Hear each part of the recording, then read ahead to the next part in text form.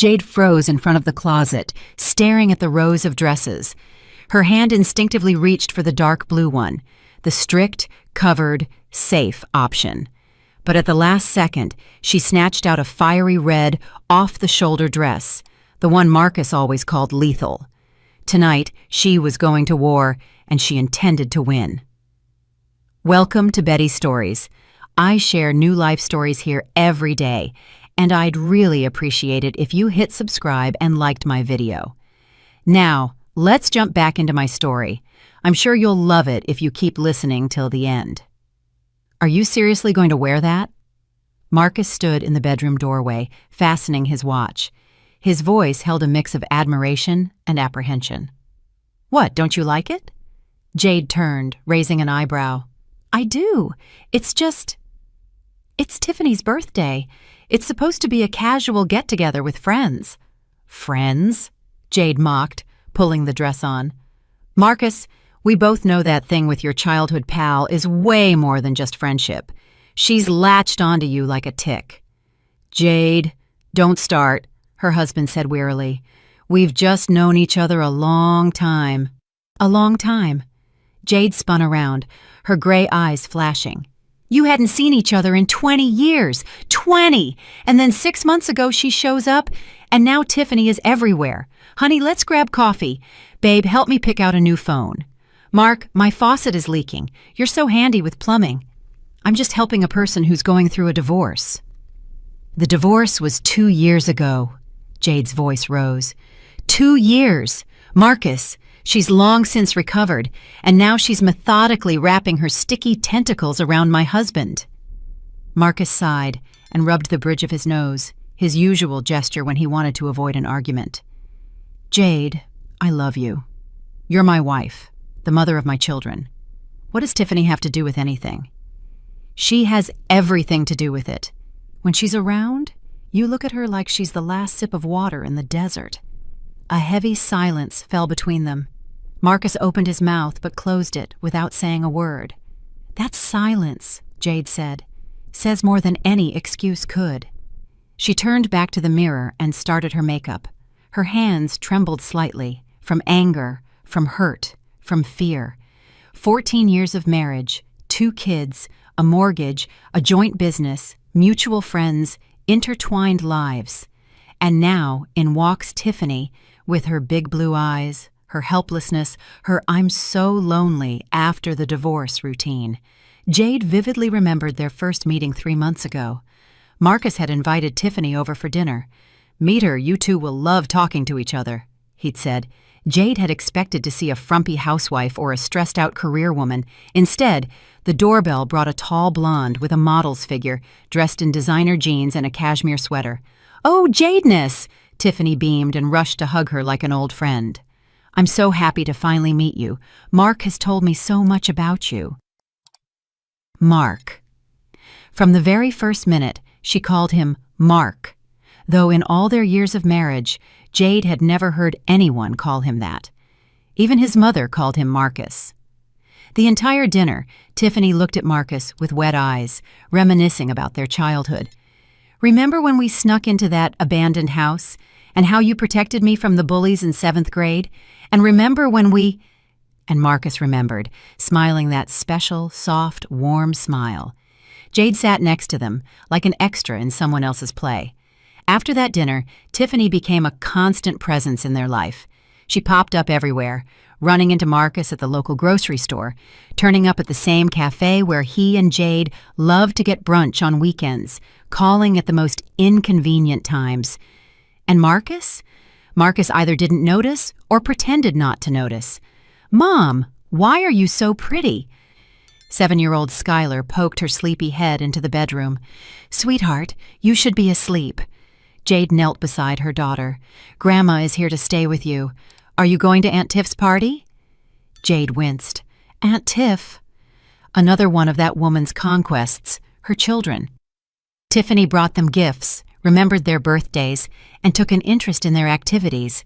It was the perfect tactic. Yes, sweetie, it's her birthday. Why does she always come alone, though? Doesn't she have any kids of her own? From the hallway, Marcus's voice called out, "Skylar, go to Grandma, or your ice cream will melt." The girl squealed happily and ran off. Jade slowly stood up, smoothing her dress. A beautiful woman with tired eyes stared back at her from the mirror. "Jade."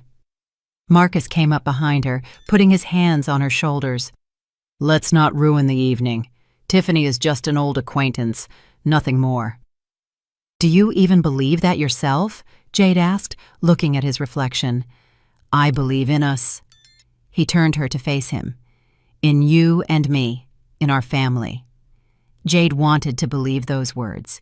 She wanted to feel conviction in his touch.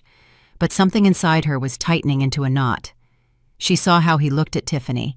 She saw that look, not lustful, not hungry, but nostalgic, dreamy, as if Tiffany were a door to the past, to when he was young, free, and full of hope. "It's time to go," Jade said, stepping out of his embrace. In the living room, they were met by Marcus's mother, Miss Vivian Reed. The thin, severe woman with cool blue eyes gave Jade an appraising look. "Red dress," she drawled. "A bold choice. Is tonight special?" "It is." Jade gave a strained smile. "It's that Tiffany's birthday." Miss Vivian pressed her lips together. "Marcus, I don't understand why you bother with that woman. You have a family." "Mom, please." Marcus grabbed the car keys. "It's just friendship." "Friendship?" Miss Vivian scoffed. "I've lived 65 years, and I know what friendship looks like. And I know what hunting looks like, too." Jade felt an unexpected surge of gratitude toward her mother-in-law. They usually didn't get along, but at least someone was on her side now. In the car, Marcus turned on the radio, filling the silence with music. Jade looked out the window at the streets gliding by. The evening was warm, a late May promise of summer. People walked in pairs, laughing, embracing. Jade remembered when she and Marcus were like that, in love, happy, certain of their future. "What are you thinking about?" Marcus asked. "When everything changed," Jade answered honestly. He didn't ask what she meant. That meant he understood. The restaurant was downtown, on the rooftop of a historic loft building. Panoramic windows offered a view of the evening city. Lights began to flicker on one by one. Marcus offered Jade his hand, helping her out of the car, and she noticed him straighten his tie, checking his reflection in the glass door. He was nervous to meet Tiffany. The elevator took them up to the top floor, and with every passing moment, Jade felt the tension building. She clutched her purse, small, elegant, almost useless. Inside were her phone, lipstick, and the fierce resolve not to let this woman destroy her marriage. The elevator doors opened, and they stepped into the restaurant. The room was about 1/3 full, around 30 guests. Soft music, muted lighting, and there, in the center, shining like a star, stood Tiffany. She was in a white dress, of course, a symbol of innocence and purity. Her hair was pulled up in a messy bun, with blonde strands escaping. Minimal makeup created an effect of natural beauty. When she saw Marcus, her face lit up with such joy that Jade felt nauseous. "Mark!" Tiffany rushed toward them, and Jade noted them, but she only hugged Marcus. Long, too long. "I'm so glad you came." "Happy birthday, Tiffany." Marcus handed her a bouquet of peonies. "Oh my God, you remembered that they're my favorite flowers?" She pressed the bouquet to her chest, her blue eyes welling up. "Thank you, you've always been so thoughtful." Peonies are her favorite flowers, Jade noted mentally. She hadn't known that, but Marcus hadn't told her. He just bought them. "Jadeness." Tiffany finally deigned to look at her. "What a dress! You look loud." In that word, loud, was everything. Vulgar, inappropriate, trying too hard to get attention. Jade offered a strained smile. "Thank you. I decided not to blend in with the decor." They were led to the tables. Tiffany sat Marcus right next to her. Jade ended up one person over, next to one of the birthday girl's colleagues. Jade watched them all evening. She watched Tiffany lean in toward Marcus, whispering something in his ear. She watched her laugh at his jokes, touch his hand, and brush a non-existent piece of lint off his blazer. And Marcus? Marcus didn't stop her. He smiled, responded, and dove into their shared memories.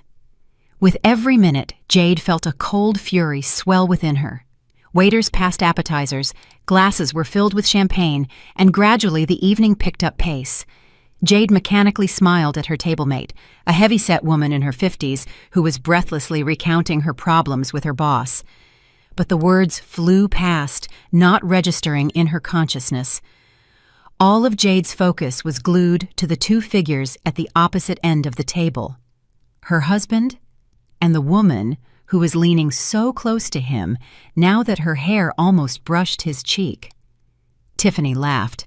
A clear, genuine laugh, throwing her head back, exposing her long white neck, and Marcus looked at her with an expression Jade hadn't seen on his face in years.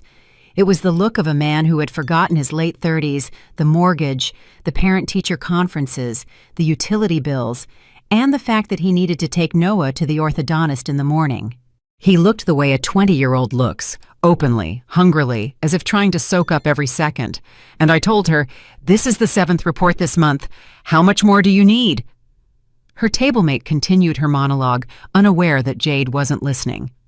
"Excuse me." Jade abruptly stood up, feeling how the dress hugged her figure, how her heels gave her a few extra inches of height. "I need to use the restroom." She walked slowly across the room, keeping her back straight, and noticed out of the corner of her eye that Marcus's gaze followed her. Good. Let him watch. Let him remember he has a wife who can still make men turn their heads. In the restroom, Jade leaned against the sink, looking at her reflection in the mirror. Her cheeks were flushed, her eyes glittered with anger or tears. She couldn't tell which. She turned on the cold water, carefully wetting her wrists, trying not to ruin her makeup. She needed to pull herself together. She couldn't make a scene. She couldn't show weakness, especially not here, surrounded by strangers in front of Tiffany, who was just waiting for Jade to crack. The door behind her opened, and the birthday girl's reflection appeared in the mirror. Of course, like she could sense it. "Jadeness," Tiffany approached, adjusting the strands of hair that had escaped her bun. "Is everything okay? You left so suddenly." "Everything's fine." Jade turned, forcing a smile. "Just a little stuffy in the room." Yes, a lot of people showed up. Tiffany took a lipstick out of her small clutch and started touching up her lips. "I'm so happy Mark could come. He's been, well, you understand, such a rock for me right now." Jade felt something clench inside her. "A rock?" she asked, trying to keep her tone level. "Well, yes." Tiffany turned, and her blue eyes held feigned innocence. "After the divorce, I was so lost. I even thought, oh, it doesn't matter. But then I found Mark, and he's so thoughtful, so caring. He helped me move, helped with the repairs.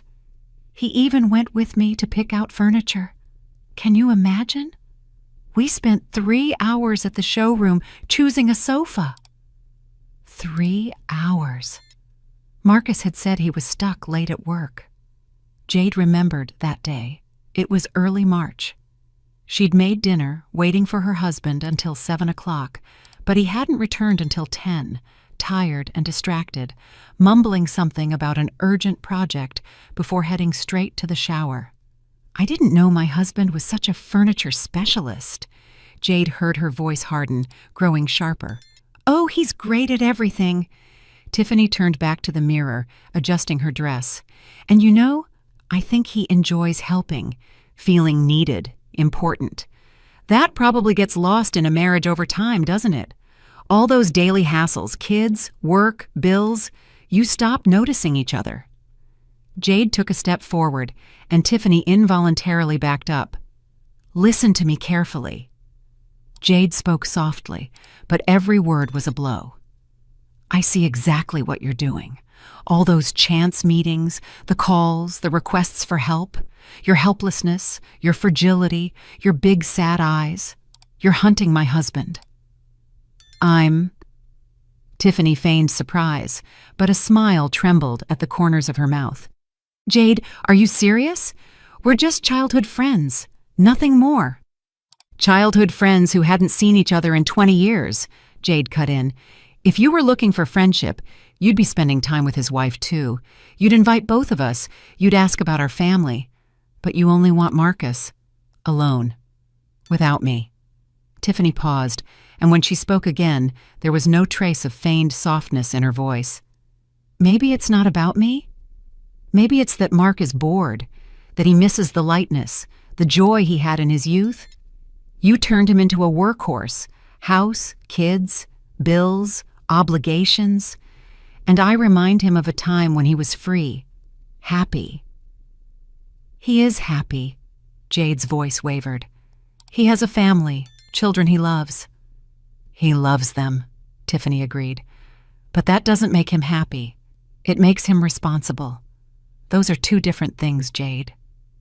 They stood facing each other, two women fighting for one man, and in that small restroom, amid the sparkling mirrors and marble sinks, the fate of a marriage was being decided. "Marcus won't leave me," Jade said, though she wasn't sure of the words herself. "We have 2 children, 14 years together. Do you know what keeps people in a marriage?" Tiffany tilted her head, observing Jade with the curiosity of an entomologist studying a butterfly. "Habit, fear of change, not wanting to hurt the kids. But not love. Love is what you had in the beginning, and then it dissolves into chores and arguments over who forgot to turn off the light or buy milk. And what are you offering?" Jade crossed her arms over her chest. "New love? Fresh passion? Do you think it will be any different with you in a year?" "I don't know," Tiffany admitted honestly, "but at least we'll have this year. And what do you have? Memories of when things used to be good." The restroom door opened, letting in the hum of voices and music.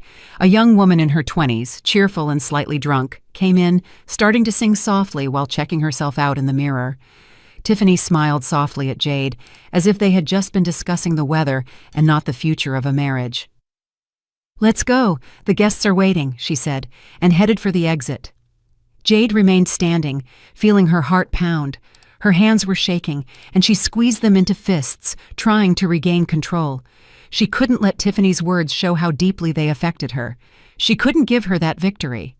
When Jade returned to the room, Marcus was sitting in the same spot, but now he was talking to a middle-aged man, apparently one of Tiffany's colleagues. Seeing his wife, he stood up and walked over. "Everything okay? You were gone a long time." "I'm fine." Jade took a glass of champagne from the table and took a large gulp. The wine was cold, the bubbles tickled her tongue. "Jade," Marcus lowered his voice, "you're angry. I can tell." "Really?" She looked at him. "And what is it you see, Marcus?" "I see you've been tense all evening. I see you're uncomfortable here." "I'm uncomfortable watching my rival circle my husband," Jade snapped, quietly but clearly. "I'm uncomfortable watching how you look at her." "I'm looking at an old friend," Marcus began, but Jade interrupted. "No, you're looking at her the way you once looked at me, like an opportunity, like something that could change your life." Marcus opened his mouth to object, but the words caught in his throat, because it was the truth, and they both knew it. "Everyone, please take your seats." Tiffany's voice cut through the tension between them. "The cake is coming out now." The guests murmured, laughed, and made their way back to their places. Jade and Marcus remained standing in the middle of the room, surrounded by other people's merriment. And for the first time in 14 years of marriage, a chasm had opened between them, one they were afraid to bridge. "Let's go," Jade said, and was the first to walk toward the table. The cake was 3 tiers, decorated with buttercream roses. When the waiters brought it in to the guests' applause, Tiffany lit the candles, 38 candles, one for each year of her life. "Make a wish!" someone shouted from the crowd. Tiffany closed her eyes, and Jade saw her gaze flick toward Marcus beforehand. She saw her smile. That special, intimate smile meant only for one person. And Jade realized that disaster was coming. The candles were blown out to unified applause. The cake was cut into perfect triangular slices, and waiters distributed the dessert. Jade stared at her portion, tender sponge cake with strawberry cream, adorned with a sugar rose, and felt her stomach clench with nausea. She couldn't eat. She couldn't pretend everything was normal while this woman sat next to her husband and made plans for his future. "Friends." Tiffany stood, holding a champagne glass, and the room gradually fell silent. "Thank you for coming to share this evening with me. You are all so important to me." She scanned the guests, lingering on Marcus a moment longer than the others. "This year has been difficult," Tiffany continued, dramatic notes entering her voice. "I've reevaluated a lot of things. I've learned a lot about myself, about what I want, and about who I truly care for." Jade gripped the edge of the tablecloth under the table, holding so tightly she could feel the fabric crumple in her palm. "Sometimes, life brings people back to us." Tiffany's voice grew softer, more intimate, as if she were speaking not to the room, but to one specific person. "People we lost many years ago, and that's not a coincidence. It's a sign." Marcus sat motionless, looking at Tiffany, and Jade couldn't read his expression.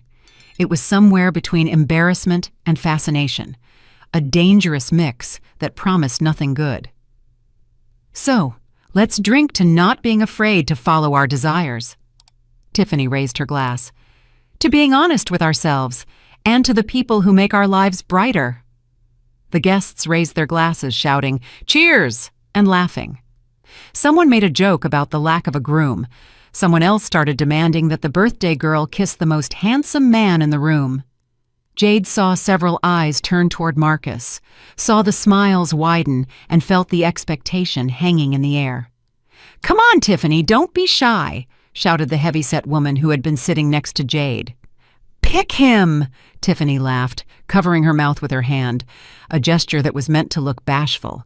But Jade saw the calculation in those blue eyes.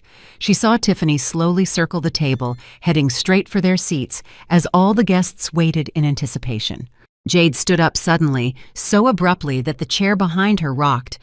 All eyes turned to her. "How about you give me your husband as a gift?" Tiffany offered a sly smile. "He's quite the present, by the way." "So, like in the fairy tales, I'll kiss him, and he'll immediately be uncharmed and realize who the most important woman in his life is." "Excuse me, Tiffany," Jade said loudly, distinctly, so the whole room could hear. "But the most handsome man here is my husband, and I'm the only one who will be kissing him." A tense silence fell. Tiffany stopped halfway, her smile frozen on her face. Marcus looked at Jade with such surprise, as if he were seeing her for the first time.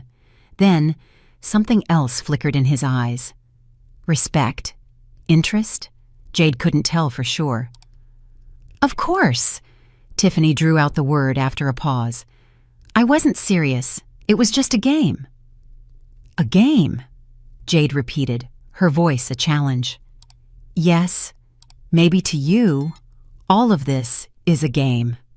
The atmosphere in the room grew awkward. A few guests exchanged glances. Someone cleared their throat. Tiffany returned to her seat, but her expression had changed. The mask of the sweet, vulnerable woman began to crack, and something else, cold and calculated, peeked through.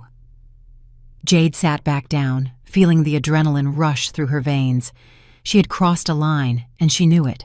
She had made a scene at someone else's party, showing everyone her irritation, her jealousy. But to remain silent any longer had been impossible.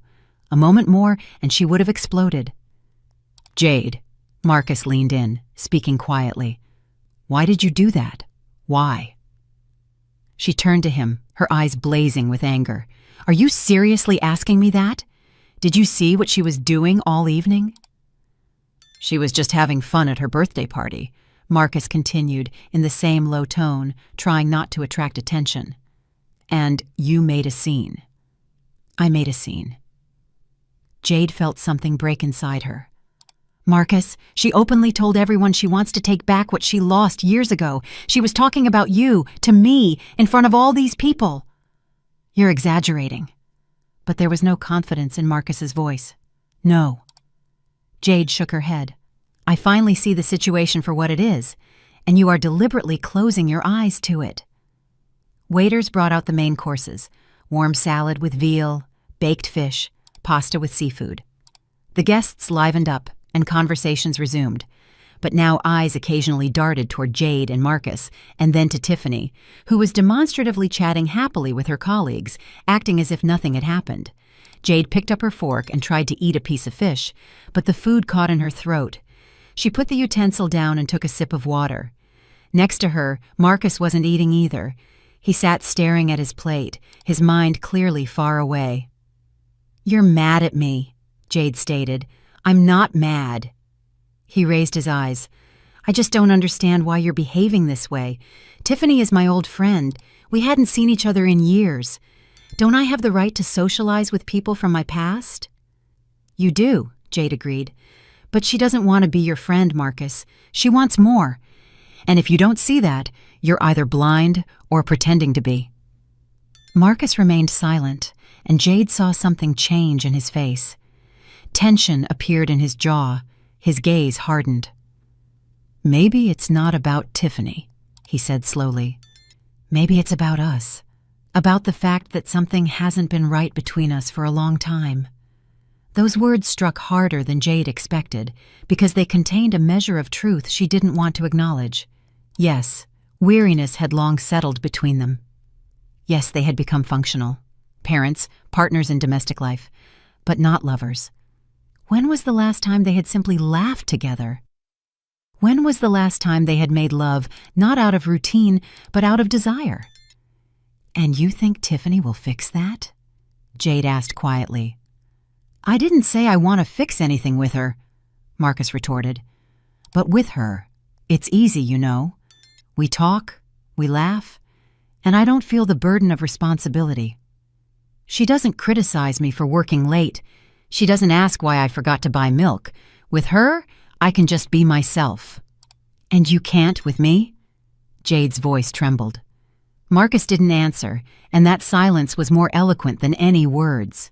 The evening dragged on like a slow-healing wound, and every minute felt like an eternity. Jade sat at the table, smiling when necessary, nodding in response to her table-mate's remarks.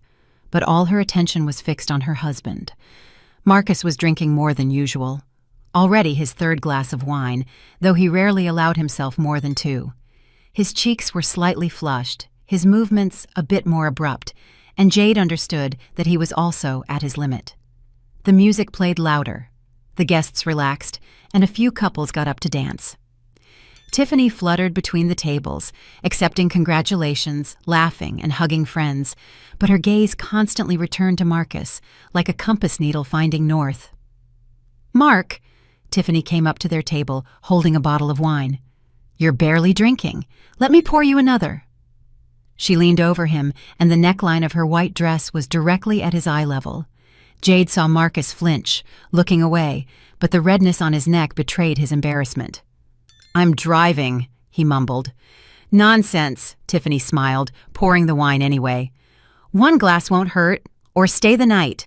I have a big apartment. There's plenty of room." "Thank you, but we have children," Jade interjected coolly. "We need to go home." "Children?" Tiffany straightened up, a slight mocking tone in her voice. "Of course, children. You are parents, always parents first."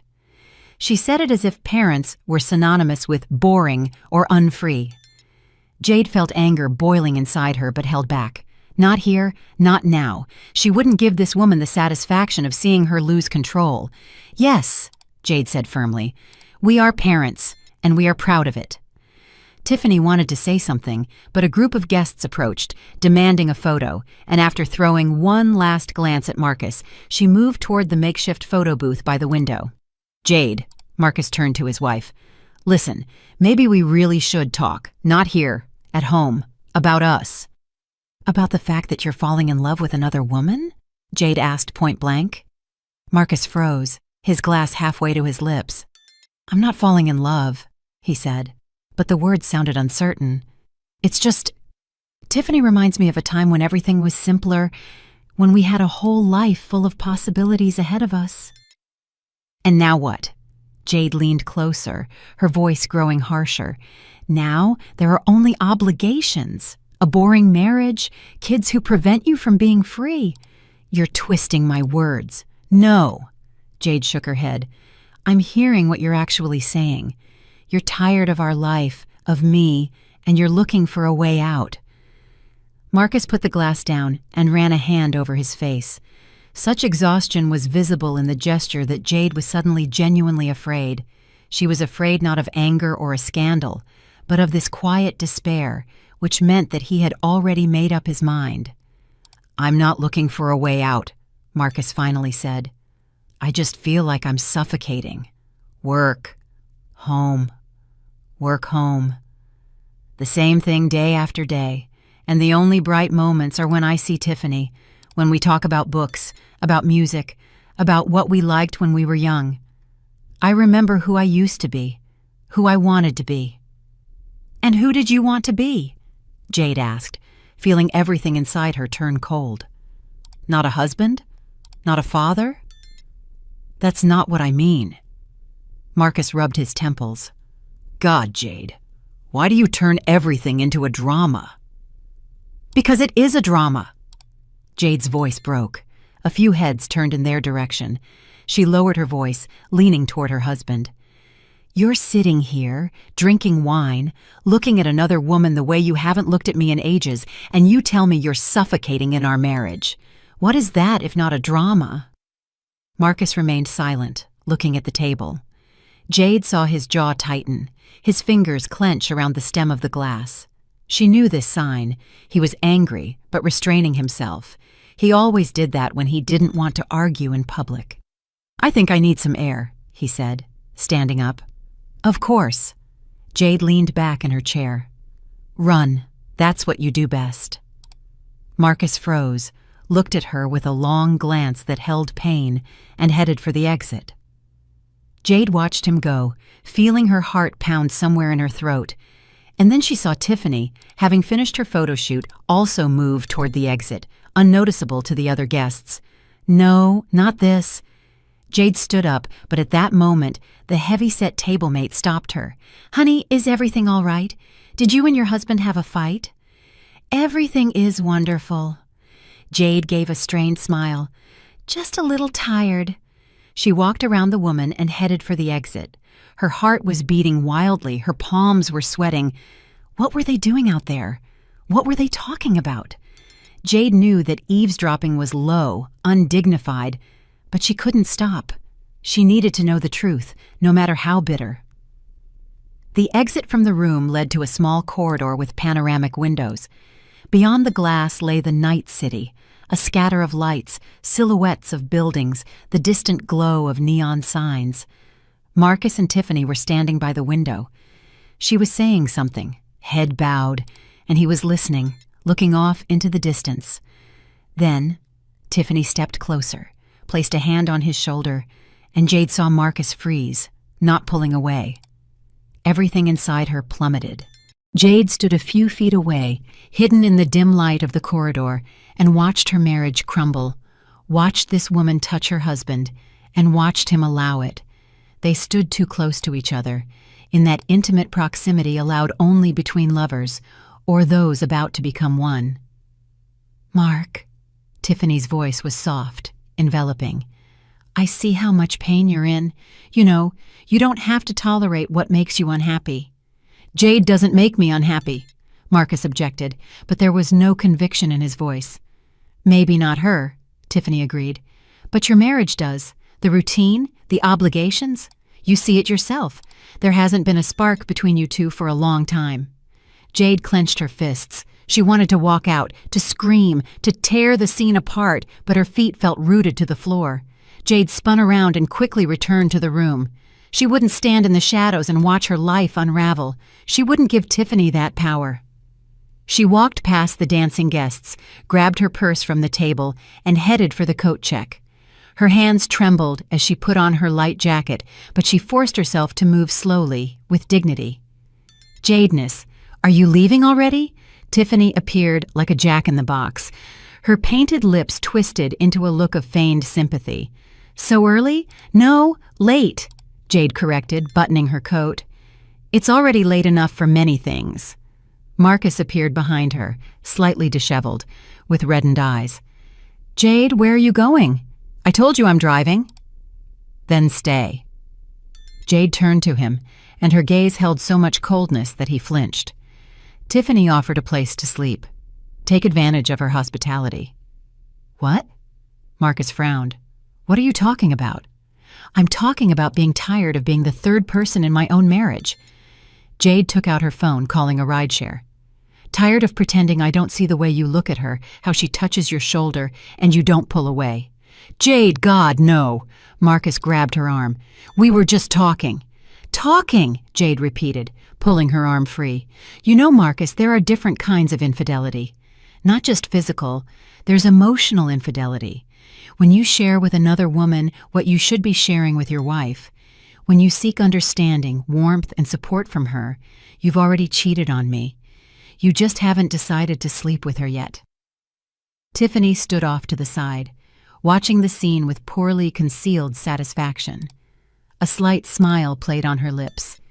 She was winning, and she knew it. "Jadeness, no need for drama," she intervened softly. "We're all adults. Sometimes feelings just happen." "Feelings don't just happen." Jade turned to her, fire blazing in her eyes. "They are grown. You methodically, step by step, destroyed my marriage. The calls, the meetings, the helplessness you hid behind. And he fell for it because men love to feel like heroes."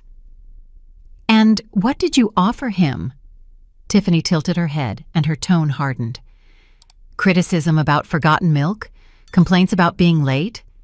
You turned him into a function, a provider, a father, a husband, but you forgot that he's also just a man who needs attention." Jade felt something flip inside her, because there was a truth in Tiffany's words, bitter and unpleasant. When was the last time she'd asked about something other than the mortgage and parent-teacher conferences? When was the last time she'd asked not about work, but about his dreams? "Jade, let's go home." Marcus took her by the elbow. "We'll talk calmly." "No," she pulled away. "I'm going alone. You need to decide, Marcus. Who are you with? Your family or this memory of your youth?" Her phone vibrated in her hand. The rideshare was 2 minutes away. Jade walked out of the restaurant without looking back. The late May air was warm, smelling of blooming dogwood and distant rain. The city lived its nightlife. Somewhere, drunk parties laughed, cars drove past, traffic lights blinked. And Jade stood on the sidewalk, feeling something inside her collapse. A white car with a worn interior and a middle-aged driver who sleepily nodded a greeting pulled up quickly. Jade gave the address and leaned back in the seat, closing her eyes. Behind her eyelids, she saw the image. Tiffany and Marcus by the window, too close to each other. "Rough night?" the driver asked, looking in the rearview mirror. "You could say that." Jade opened her eyes, watching the lights flicker past the window. "A woman in a red dress, alone at night. That's either a really good ending to the evening or a really bad one," the driver noted philosophically. "The second one." Jade tried to smile, but it came out crooked.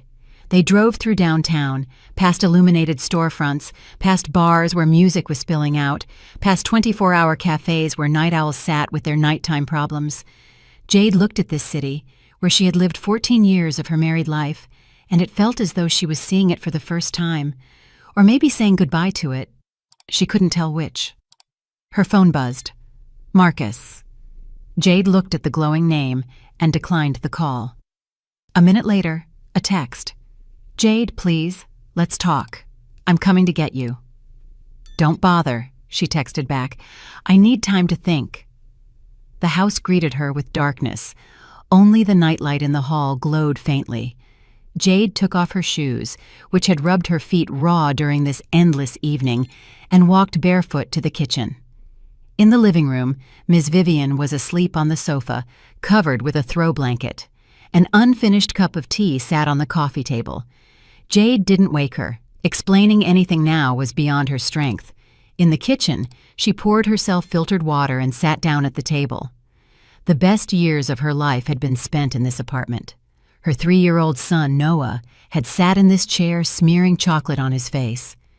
Tiny Skylar had stood by this window demanding to be shown the moon.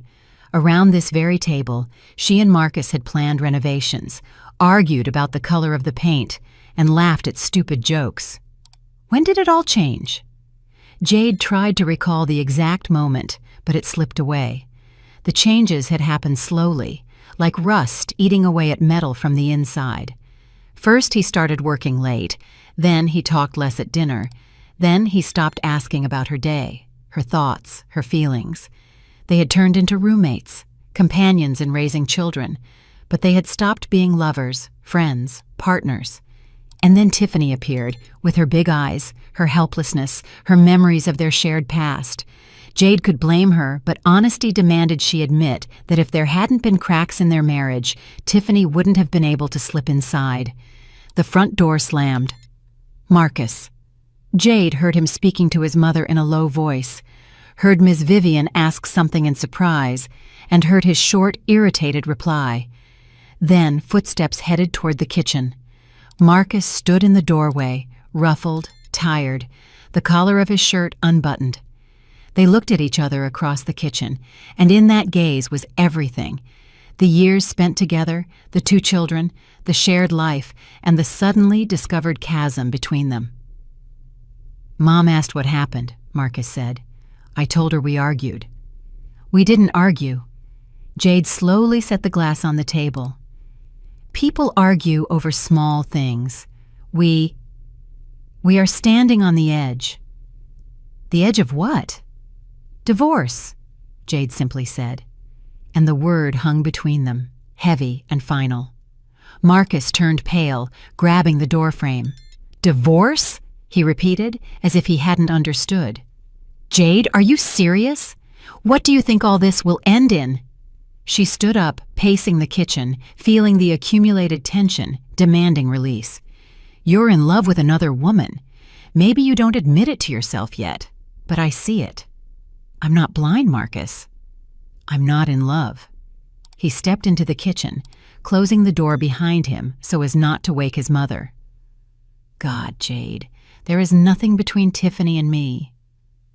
Not yet, Jade clarified, but you want there to be.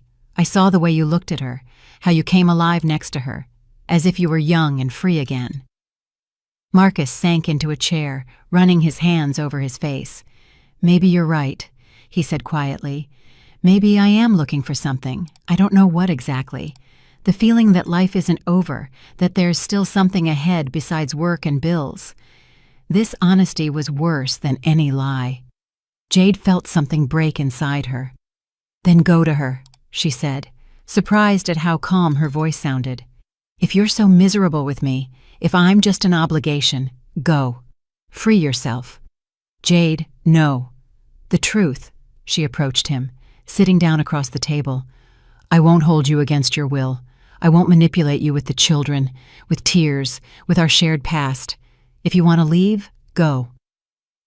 Marcus looked at her, and there was such confusion in his eyes that Jade almost pitied him.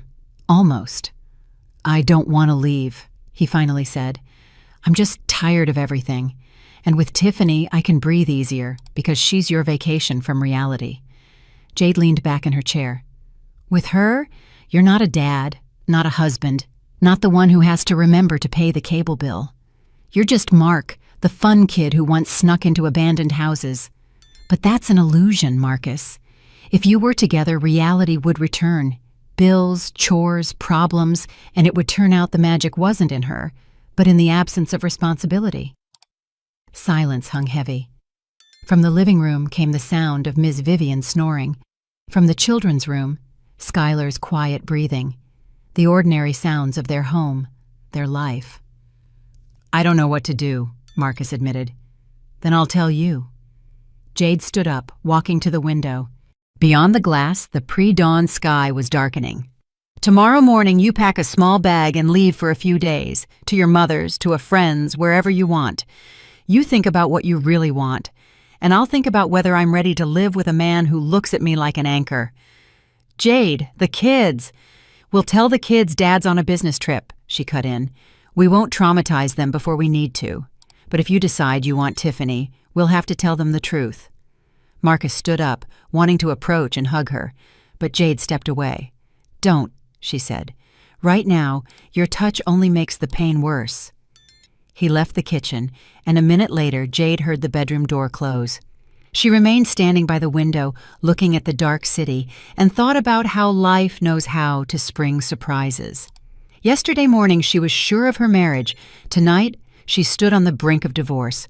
Morning came too quickly. Jade hadn't slept. She lay on the sofa in the living room, covered with the same throw blanket Ms. Vivian had used, and listened as the house woke up. Ms. Vivian was the first one up, heading to the kitchen to put on the kettle. Jade closed her eyes, pretending to be asleep. Explaining anything now was unbearable. Then the children woke. Noah came out sleepy, in pajama bottoms and an old t-shirt, scratching his stomach. Skylar ran out right behind him, already wide awake, with disheveled pigtails. "Mom!" She saw Jade on the sofa. "Why are you here?" "We got back late. I didn't want to wake Dad." Jade sat up, adjusting her hair. "Good morning, sunshine."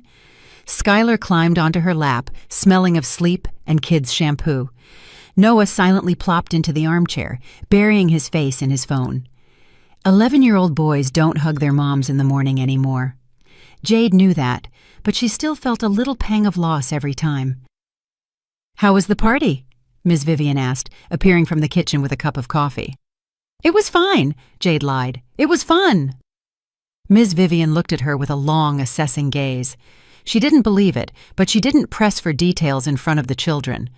Marcus came out of the bedroom last. He was dressed and groomed, but looked like he hadn't slept all night. Dark circles lined his eyes. His movements were slow and tired. "Good morning," he said to the kids, ruffling Noah's hair and kissing the top of Skylar's head. He didn't even look at Jade. "Dad, can we go to the park today?" Skylar asked. "You promised we could rollerblade."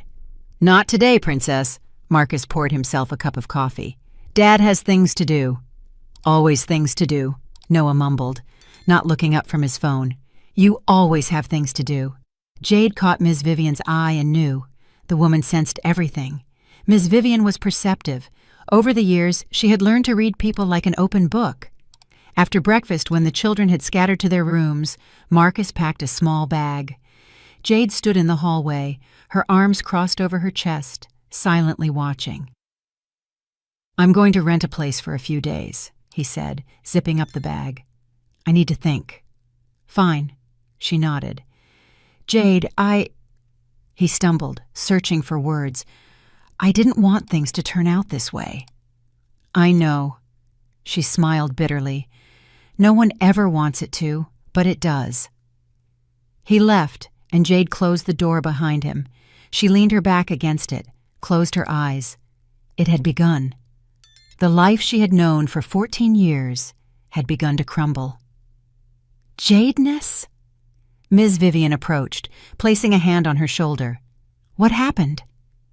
And Jade couldn't hold it in. She burst into tears, allowing herself a moment of weakness for the first time since that nightmarish evening and night. Ms. Vivian hugged her, and they stood there in the entryway, two women trying to glue back together what one man had broken. An hour later, Jade was sitting in a cafe across from her friend Chloe. They needed to talk, and that was impossible at home, under the scrutiny of Ms. Vivian and the children's questions. Chloe listened, sipping her cappuccino, her face growing grimmer. "That snake," she summarized when Jade finished. "A classic homewrecker. I've seen her type before." "It's not just her." Jade stirred sugar into her tea, though she usually drank it plain. "It's Marcus and me. We lost each other somewhere between parent-teacher conferences and grocery runs." "Then find each other again." Chloe leaned across the table. 14 years of marriage isn't nothing. That's a huge chunk of life. Are you just going to throw it all away?" "I'm not throwing it away," Jade countered. "He's the one doubting, not me."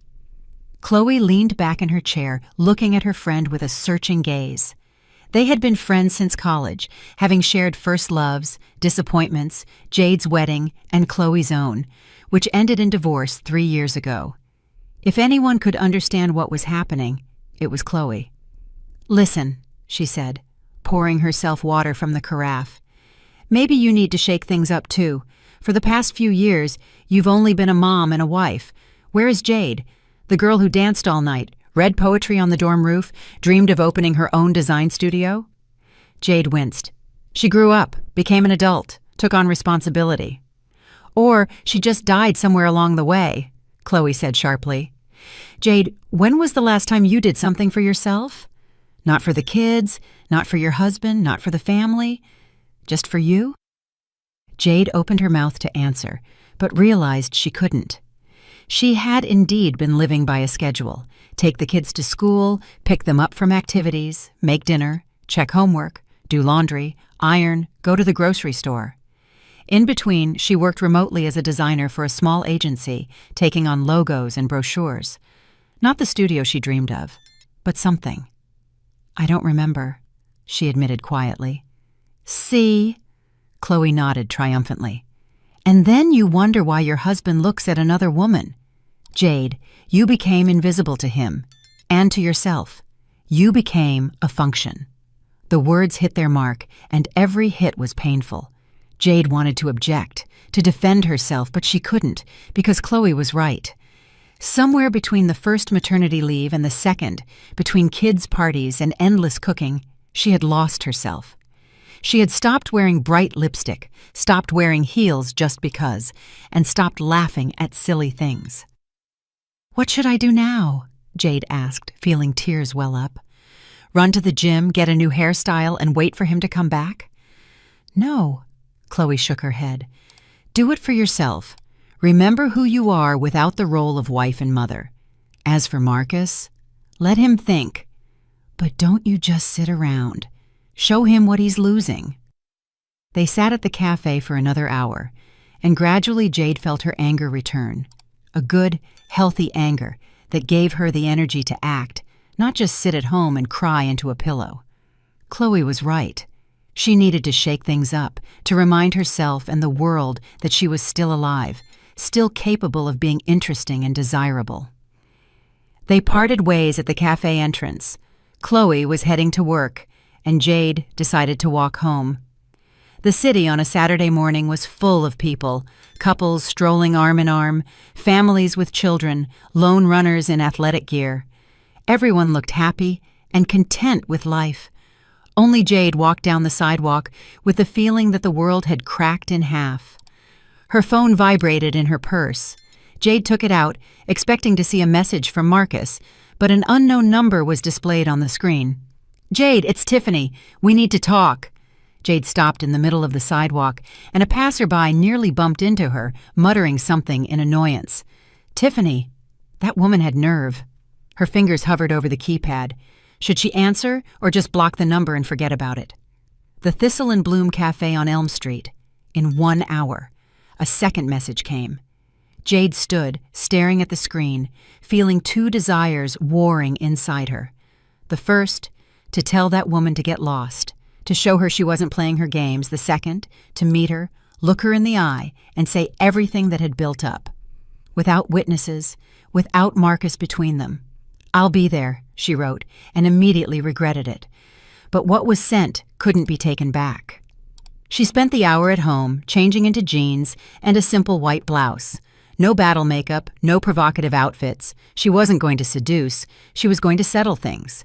The children were in the kitchen with Ms. Vivian. Jade called out that she was leaving on an errand and rushed out without waiting for questions. The Thistle and Bloom Cafe was a small, cozy place with wooden tables and the smell of fresh baked goods. Tiffany was already sitting in the corner by the window, wearing dark sunglasses, although the sun was barely breaking through the clouds. Seeing Jade, she took off her glasses, revealing red eyes underneath. Was Tiffany crying? She was. It was so unexpected that Jade was momentarily confused. Thank you for coming. Tiffany pointed to the chair across from her. I wasn't sure you would agree. I wasn't sure either, Jade admitted honestly, sitting down. But curiosity won.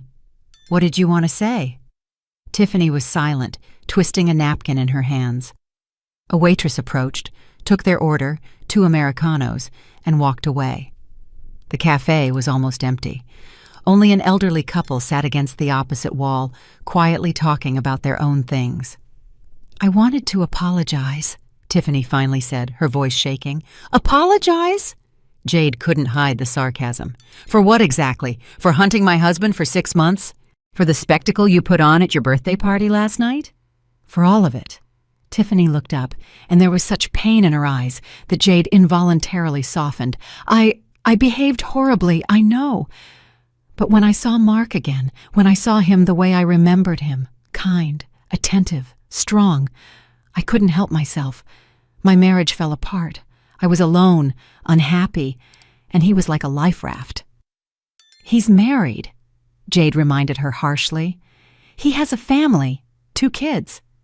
"I know," Tiffany nodded.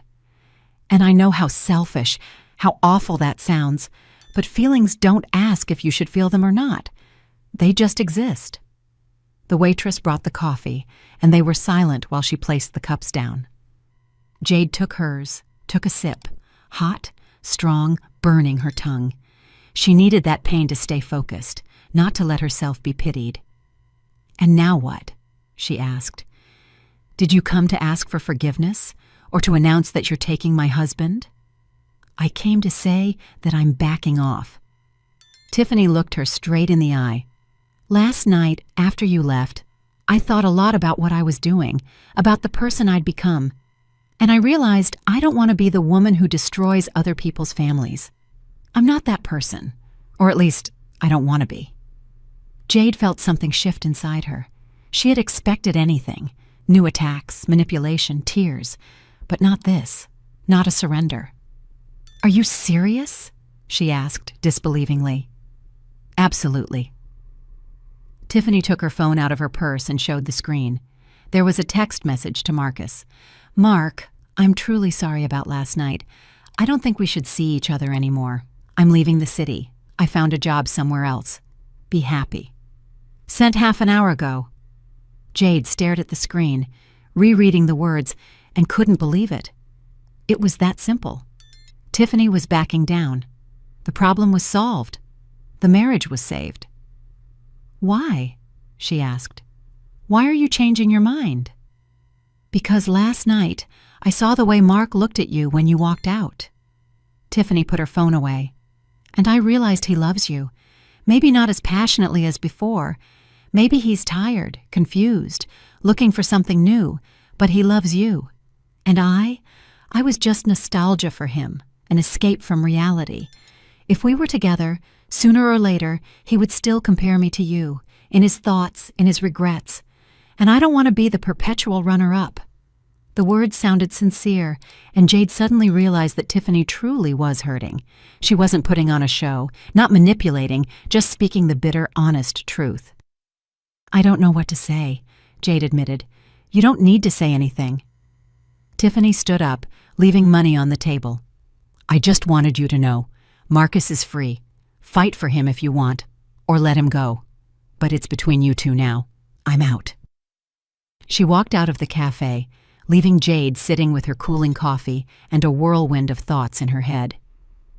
Jade sat in the nearly empty cafe, looking out the window at the passers-by, trying to process what had just happened. Tiffany had backed down, just like that, without a fight, without drama, without trying to hold on to Marcus. This should have made her happy. It should have brought relief. Instead, a strange feeling of emptiness mixed with confusion grew inside her, because now there was no one to blame. Tiffany had left the stage, but the problems in the marriage remained.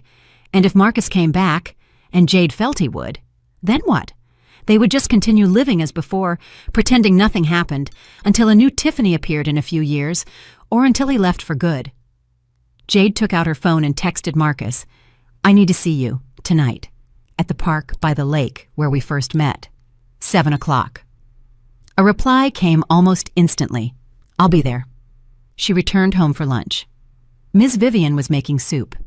The children were in the living room, watching a cartoon on TV. A typical Saturday scene, serene and calm. Only inside Jade, everything was churning. "Noah, Skylar, time to eat," Ms. Vivian called, ladling soup into bowls. The children reluctantly pulled themselves away from the screen and took their seats at the table.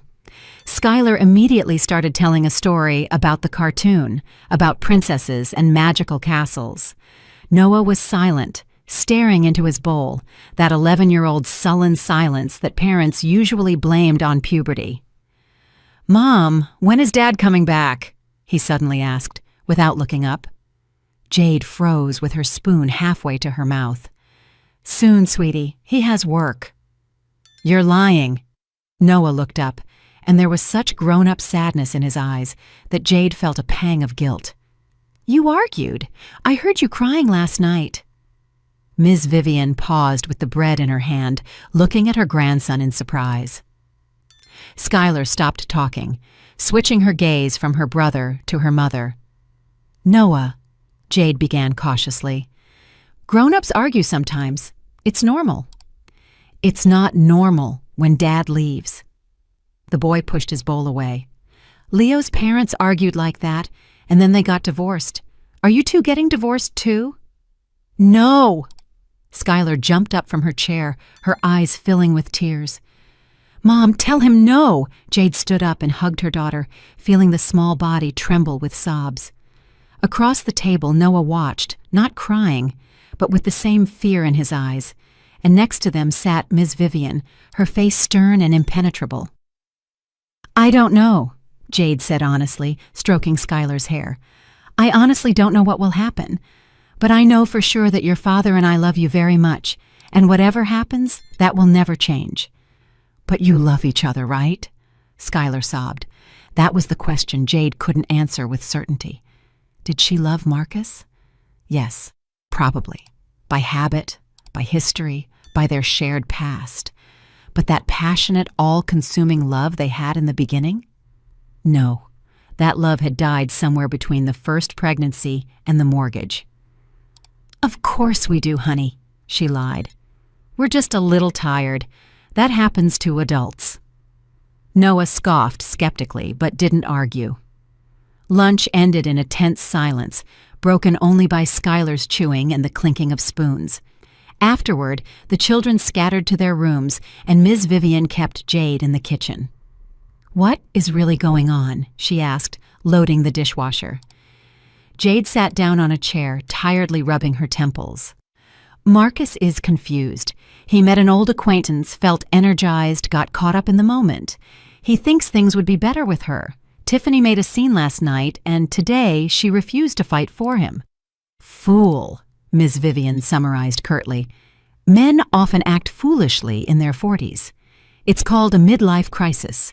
They think they can regain their youth if they find a younger lover." "She's 38, Jade corrected mechanically. "Still a fool," Ms. Vivian repeated. "But you're no better." Jade looked up in surprise. "Me? You allowed yourself to turn into a gray mouse," Ms. Vivian said harshly, but without malice. "You stopped taking care of yourself, stopped being interesting. It's all been the children and the house. A man needs a woman, not a maid who doubles as the mother of his kids." The words were hurtful, but fair. Jade wanted to object, to defend herself, but she couldn't. "What should I do?" she asked quietly. "Remember who you are." Ms. Vivian closed the dishwasher and straightened up. "And if you decide to fight for your husband, fight for real. If you decide to let him go with your head held high. But don't sit in the posture of a victim. It's repulsive." Evening came quickly, as if time was deliberately rushing to the climax. Jade changed into a simple gray dress, put on a light jacket, and left the house, telling the children she was going to the store. Lying to them was getting harder.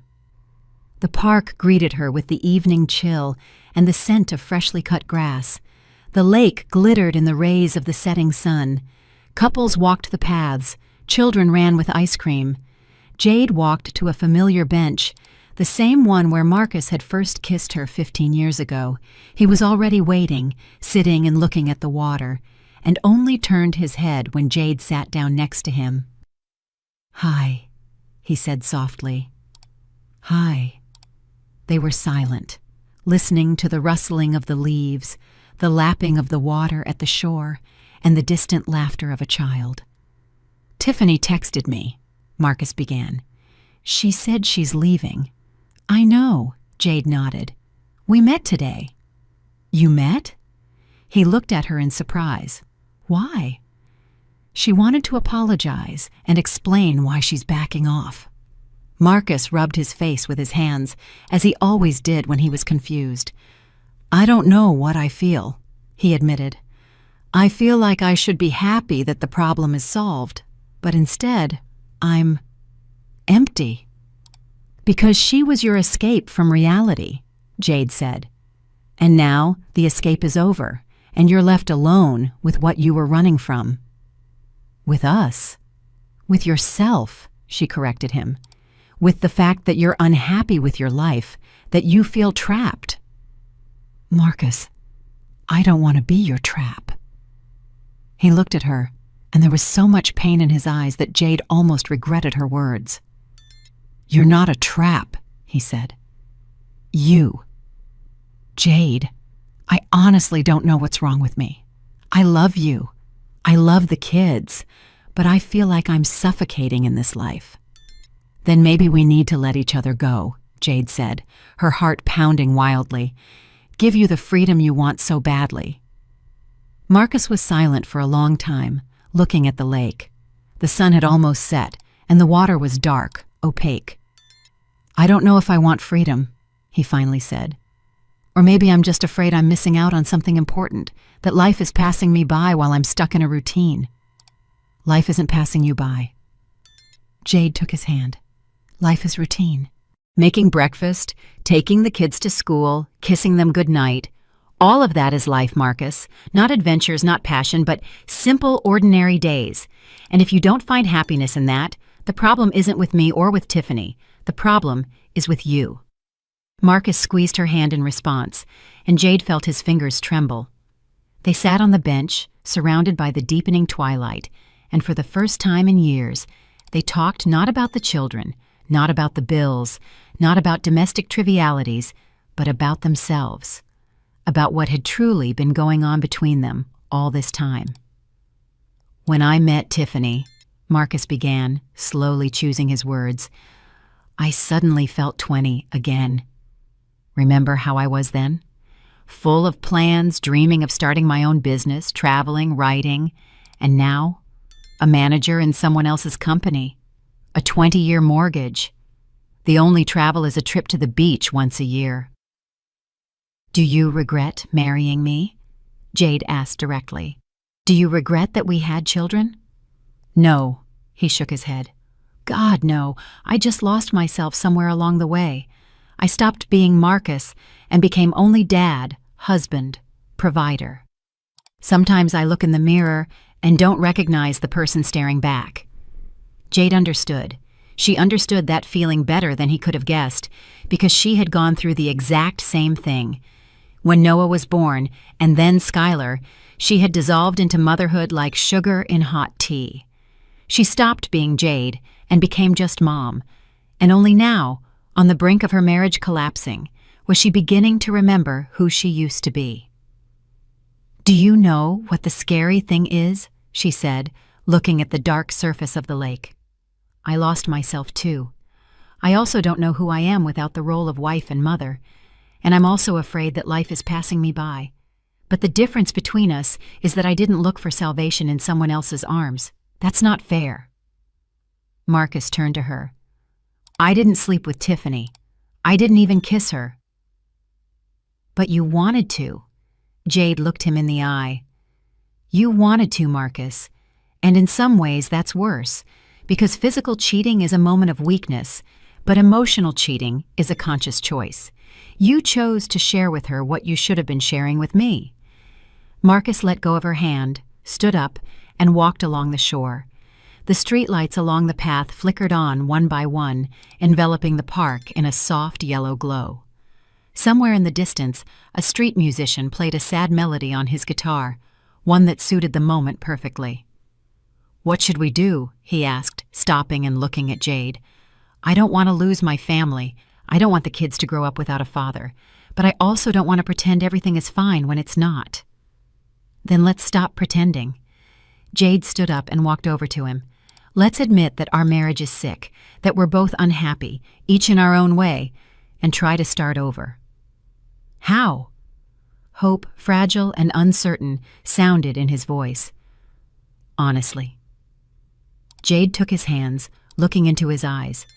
"You tell me your fears, your dreams, what you're missing, and I'll tell you mine. And we'll try to find a way to be not just parents, but people. Separate people with our own interests and desires, and then maybe we'll find each other again. And if we don't, then we'll separate," Jade simply said. "But at least we'll do it honestly, not through cheating and lies, but like adults, for ourselves and for the children." Marcus was silent, processing her words. Jade saw his brain working, weighing, analyzing. He had always been so careful, so cautious, so afraid of making the wrong move. "Okay," he finally said, "let's try, but I don't promise it will work." "I don't promise either," Jade agreed, "but we have to try, at least for Noah and Skylar." They hugged awkwardly, stiffly, like strangers, not people who had lived together for 14 years, but in that embrace was a new honesty, one that freed them from the need to pretend. They returned home together. Marcus grabbed his bag from the car and walked into the apartment. The children rushed to greet him with shouts of joy. Skylar hung on his neck. Noah gave a reserved nod, but relief was evident in his eyes. Ms. Vivian peeked out from the kitchen, gave them an assessing look, and seemed satisfied with what she saw. "Daddy's staying?" Skylar whispered, not letting go of her father. "He's staying," Jade confirmed. "We're all staying together." The evening passed with normal domestic routines: dinner, a movie viewed as a family, putting the children to bed. Jade sat on the edge of Skylar's bed, stroking her daughter's hair until she fell asleep, and thought about the long, difficult road ahead. She and Marcus hadn't won each other back. They had only agreed to try to find each other again, and that was scarier than just continuing to live by inertia. Later that night, when the children were asleep and Ms. Vivian had gone home, Jade and Marcus sat in the kitchen with tea.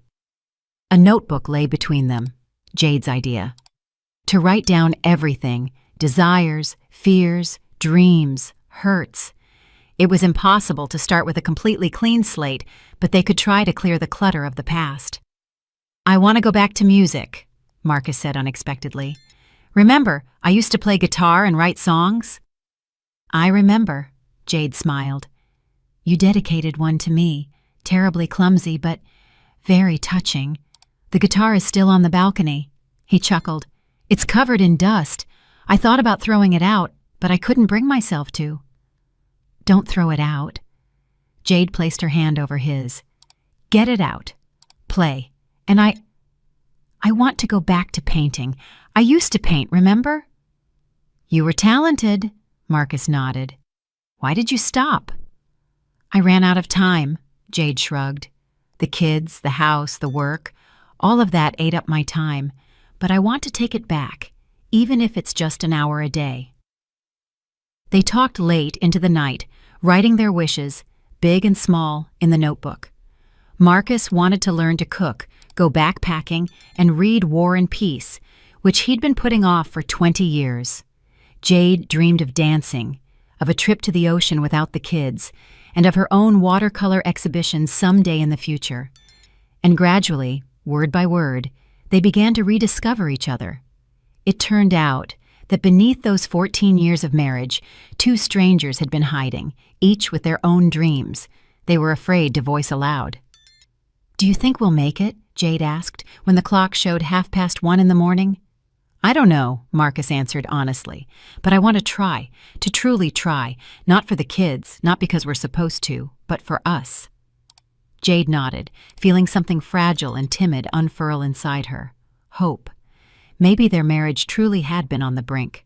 Maybe they really had lost each other somewhere between the bills and the parent-teacher meetings. But for the first time in years, they had started looking for a way back, not to what used to be, but to what could be, and that was something. "I'm really glad you're here and that I could share my story with you. If you liked it, Show me by liking the video and subscribing to my channel. Let's see how many of us there are. Write in the comments which city you're watching from and what time it is. I'm so curious to know where all you wonderful people are tuning in from. If you want to support me a little extra, you can also send a small donation. I share new life stories for you every single day. And now, 2 of my most popular stories will pop up on the screen so you can choose what to watch next.